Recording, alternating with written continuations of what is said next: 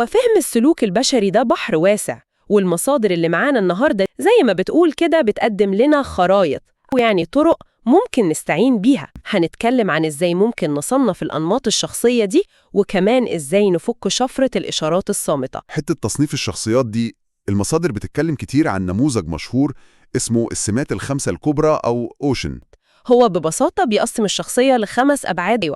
أولهم الانفتاح على التجربة، يعني ده بيقيس قد إيه الشخص عنده فضول، بيحب يجرب حاجات جديدة ولا بيفضل الروتين والأمان.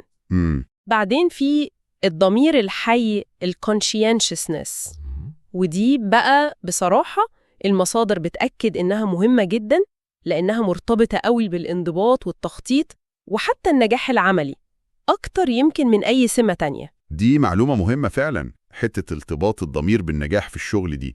طيب وإيه التلاتة الباقيين؟ عندنا كمان الانبساطية، اللي هو الشخص الاجتماعي المنفتح اللي بيحب يبقى وسط الناس وبيستمد طاقته منهم، عكس الانطوائي طبعا. وفي الوفاق أو القبول، يعني دي بتقيس قد إيه الشخص لطيف ومتعاون ومتعاطف مع الناس اللي حواليه. تمام.